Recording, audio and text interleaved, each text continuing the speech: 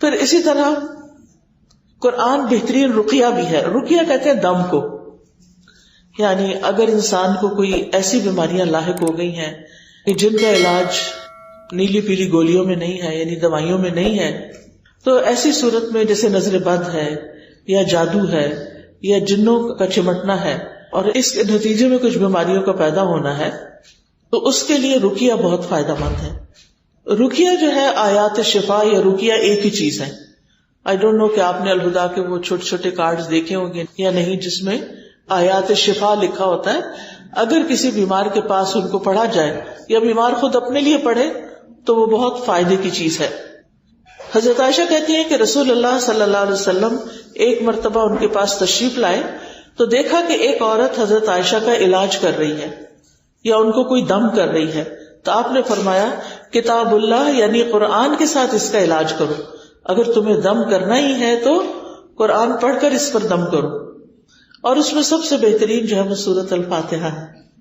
یعنی اگر انسان سورۃ الفاتحہ پڑھ کر دم کرتا ہے تو انشاءاللہ فائدہ مند ہوگا، کیونکہ سورۃ الفاتحہ کو الشفا بھی کہا گیا ہے.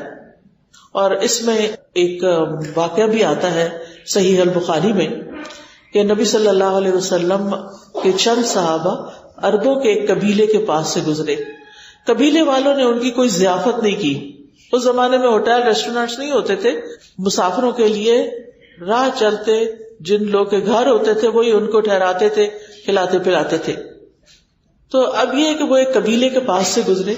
قبیلے والوں نے ان کی کوئی ضیافت نہیں کی، ان کی کوئی مہمانی نہیں کی. کچھ دیر بعد قبیلے کے سردار کو بچھو نے کاٹ لیا. اب قبیلے والوں نے ان صحابہ سے کہا کیا آپ لوگوں کے پاس کوئی دوا یا کوئی دم کرنے والا ہے؟ صحابہ نے کہا کہ تم لوگوں نے ہماری ضیافت نہیں کی، ہم بھی اس وقت تک تمہارا دم نہیں کریں گے جب تک تم اس کی مزدوری نہ مقرر کرو. چنانچہ انہوں نے چند بکریاں دینا منظور کر لی. پھر اس کے بعد آپ سورۃ الفاتحہ پڑھنے لگے. پڑھ کے اپنا لعاب اس جگہ پر لگاتے جاتے تھے جہاں ڈنگ کاٹا تھا. چنانچہ وہ شخص جو تھا تندرست ہو گیا. تو قبیلے والے بکریاں لے کر آ گئے. صحابہ نے کہا ہم تو اس وقت تک ان کو ہاتھ نہیں لگائیں گے بکریوں کو جب تک کہ اللہ کے رسول سے پوچھ نہ لیں صلی اللہ علیہ وسلم. تو کیا ہوا جب آپ کے پاس وہ آئے اور آپ کو بتایا تو آپ مسکرا دیے. آپ نے نہ ہاں کی نہ کی، بس اسمائل کی، اور یہ آپ کا اکثر انداز ہوتا تھا. اور پھر آپ نے فرمایا کہ تمہیں کیسے معلوم ہوا کہ سورۃ فاتحہ سے دم ہو سکتا ہے؟ ان بکریوں کو لے لو اور ان میں میرا حصہ بھی لگاؤ. یعنی ازراہ تفنن آپ نے کہا تاکہ ان کے دلوں میں اس کی وہ برائی نہ رہے.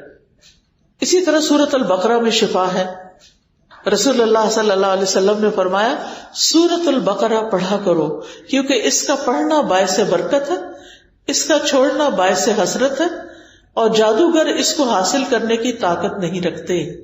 یعنی اس پر غالب نہیں آ سکتے، اس کا کچھ نہیں بگاڑ سکتے. لہذا انسان کے لیے ضروری ہے کہ وہ دن میں کچھ نہ کچھ حصہ سورۃ البقرہ کا پڑھ لیا کرے، چاہے پہلی 5 آیتیں کیوں نہ ہو.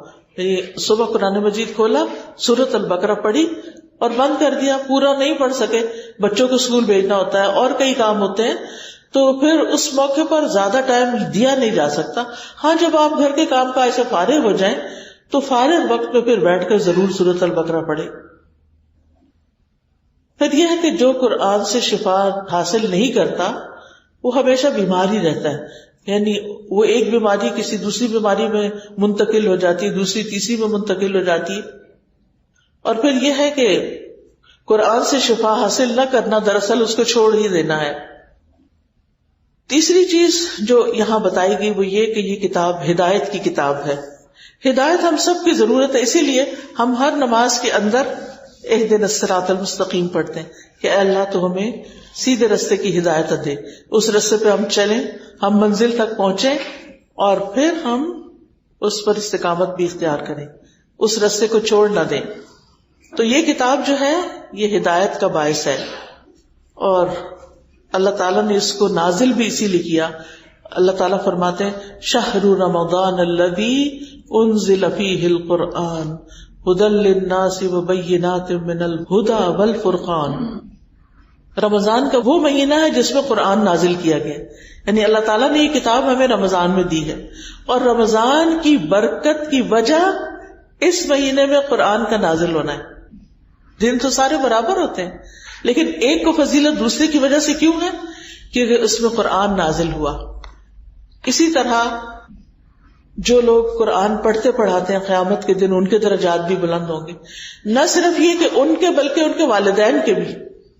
تو وہ پوچھیں گے کہ یہ ہمیں نعمت کہاں سے ملی، تو بتایا جائے گا کہ تمہارے بچے کے قرآن پڑھنے کی وجہ سے۔ تو قرآن کی صرف عربک نہیں پڑھنی چاہیے، بلکہ یہ کتاب ہدایت ہے، سلامتی کی راہیں دکھانے والی کتاب ہے۔ یہدی بہ اللہ من اتبع رضوانہ سبل السلام، یہ ایک روشنی اور واضح کتاب آئی ہے جس کے ساتھ اللہ ان لوگوں کو جو اس کی رضا کے پیچھے چلتے ہیں سلامتی کے رستوں کی ہدایت دیتا ہے۔ زندگی کے ہر معاملے میں آسانی کی کتاب ہے، یعنی آسان احکام والی کتاب ہے، اس میں ہدایت بھی ہے، نور بھی ہے۔ اسی طرح یہ کتاب گمراہی سے بچانے والی ہے۔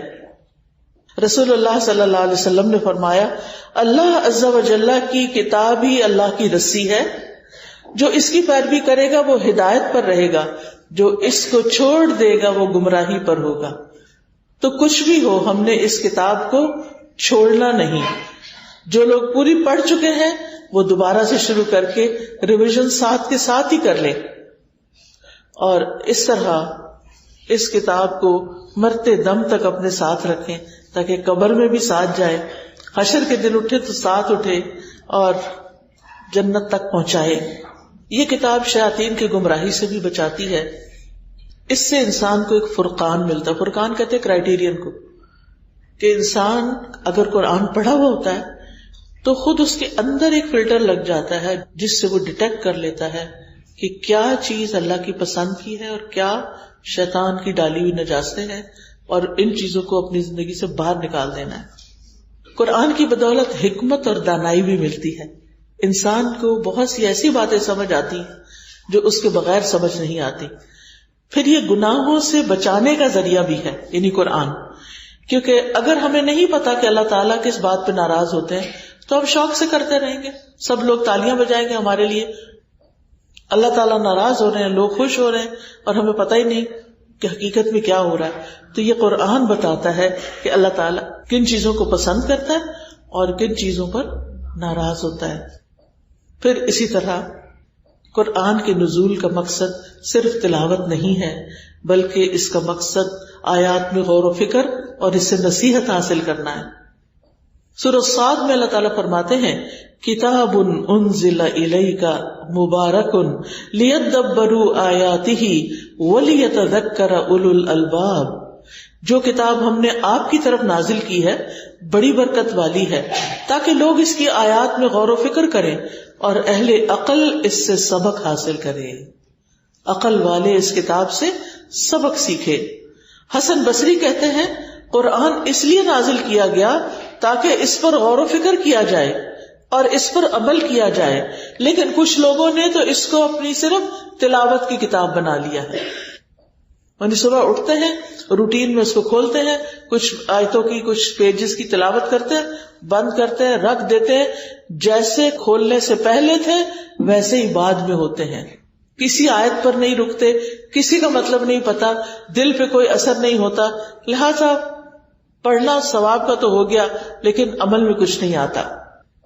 اللہ سبحانہ وتعالیٰ قرآن مجید میں قرآن پر تدبر کا حکم دیتے ہیں، فرمایا افلم یدبروا القول ام جاءہم ما لم یأت آباؤہم الاولین، کیا انہوں نے قرآن پاک میں غور نہیں کیا، یا ان کے پاس وہ چیز آئی ہے جو ان کے پہلے باپ دادا کے پاس نہیں آئی تھی، کوئی انوکھا دین آیا ہے ان کے پاس جس کو پہچان نہیں رہے۔ تو یاد رکھیے، ابن تیمیہ کہتے ہیں جو ہدایت کی غرض سے قرآن میں تدبر کرتا ہے اس کے لیے حق کا راستہ واضح ہو جاتا ہے، جو ہدایت کے لیے تدبر کرتا ہے اس کو ہدایت لازماً مل جاتی ہے۔ اور قرآن کی اگر کوئی صرف تلاوت کر دیتا ہے اور اس پر عمل نہیں کرتا یا کوشش بھی نہیں کرتا کہ اس پہ عمل کرنا ایک دن، تو اس کے بارے میں آتا ہے کہ قیامت کے دن ایسے لوگ جو ہیں، یعنی جو صرف پڑھ لیتے ہیں اور عمل نہیں کرتے ان کی سزا کیا ہے. آپ نے فرمایا میں معراج کی رات ایسے لوگوں پر گیا جن کے ہونٹ کینچیوں سے کاٹے جا رہے تھے آگ کی. جب وہ کاٹے جاتے تو پھر مکمل ہو جاتے. میں نے پوچھا ہے جبریل یہ کون لوگ ہیں؟ انہوں نے کہا یہ آپ کی امت کے وہ خطیب ہیں جو اس چیز کو کہتے تھے جس کو خود نہیں کرتے تھے. یعنی کہنا کچھ اور کرنا کچھ. ہم سمجھتے ہیں کہ اتنے سارے لوگوں میں کیا پتا چلے گا. نہیں، لوگوں کو نہیں پتا چل رہا تو فرشتوں کو تو پتا چل رہا ہے نا، اللہ تعالیٰ کو تو پتا چل رہا ہے نا، اور وہاں تو لکھا جا رہا ہے نا. پھر اسی طرح جو شخص قرآن سے منہ موڑے گا اس کے لیے قرآن میں سزا بتائی گئی. وقال الرسول یا رب ان قوم اتخذوا هذا القرآن مہجورا. اور رسول کہے گا اے میرے رب بے شک میری اس قوم نے قرآن کو چھوڑ دیا تھا.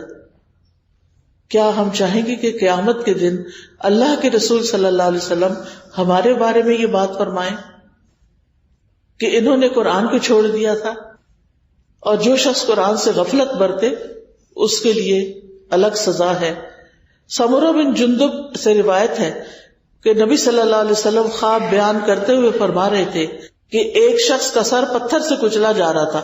آپ نے کچھ چیزیں دیکھی تھی، ان لوگوں کے جسم دیکھے تھے جو قرآن یا نماز نہیں پڑھتے، اور پھر آخرت میں وہ چھپ چھپ کر سامنے نہیں آئیں گے.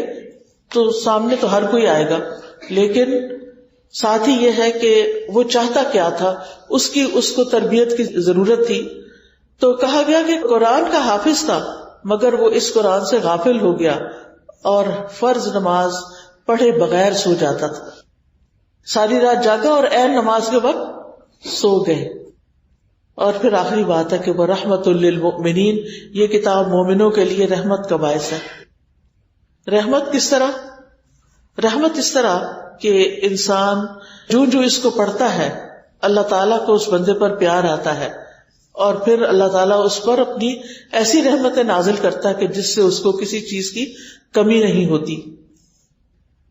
پھر یہ کہ قرآن سے اللہ کی رحمت ملتی ہے اور اس کی وجہ سے رحمت گھروں کو ڈھانپ لیتی ہے.